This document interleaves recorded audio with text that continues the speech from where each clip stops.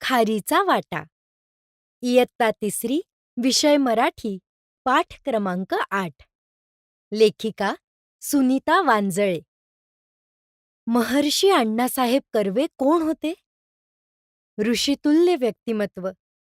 काळी टोपी, बंद गळ्याचा कोट, पांढरी शुभ्र दाढी आणि कृश शरीरयष्टी असलेले थोर समाजसुधारक.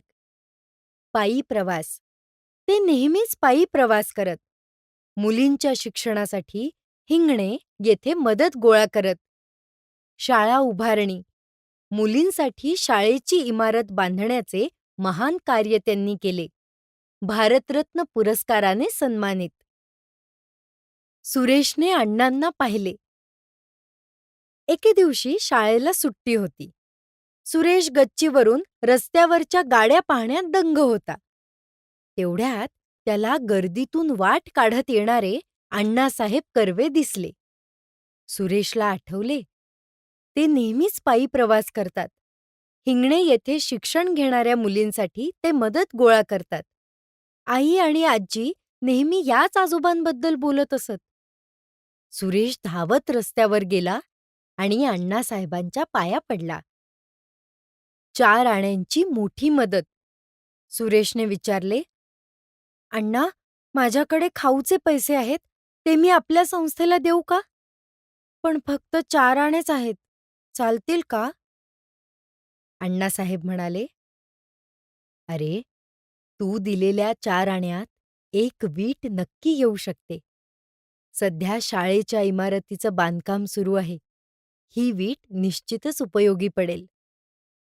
सुरेशने शर्टाच्या खिशातून पटकन 4 आणे काढले आणि अण्णासाहेबांच्या हातावर ठेवले. अण्णासाहेबांनी सांगितले, "तू दिलेला खारीचा वाटा खूप मोलाचा आहे." खारीचा वाटा म्हणजे काय? खारीचा वाटा. मोठ्या कामात छोटासा सहभाग किंवा अल्पशी मदत. जसे खार रामसेतू बांधण्यात छोटी मदत करते, तसेच सुरेशने 4 आण्यांची मदत केली. सुरेशला आनंद. मदत केल्यावर सुरेशला खूप आनंद झाला. तो घरी धावत गेला आणि हा आनंद आई व आजीसोबत वाटून घेतला. शिकवण. कोणतीही मदत लहान नसते. प्रत्येक छोटी मदत मोठ्या कामाला हातभार लावते. नवीन शब्द शिकूया. गच्ची, घरावरील छत. दंग, तल्लीन, मन रमलेले. गर्दी, जमाव. कृश, बारीक, सडपातळ. ऋषितुल्य, ऋषीसारखा. आणा, 1 रुपयाचा 16वा भाग. देशसेवा म्हणजे काय? स्वातंत्र्य दिनाच्या कार्यक्रमानंतर रोहनने ताईला विचारले, देशसेवा म्हणजे काय? स्वच्छता. घर व परिसर स्वच्छ ठेवणे ही सुद्धा देशसेवाच आहे. नियम पाळणे. वाहतुकीचे नियम पाळणे आणि सार्वजनिक संपत्तीचे रक्षण करणे.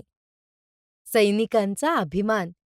आपल्या सैनिकांबद्दल अभिमान बाळगणे व स्वदेशी वस्तूंचा वापर करणे. रोहन म्हणाला, आजपासून मी सुद्धा देशसेवा करणार.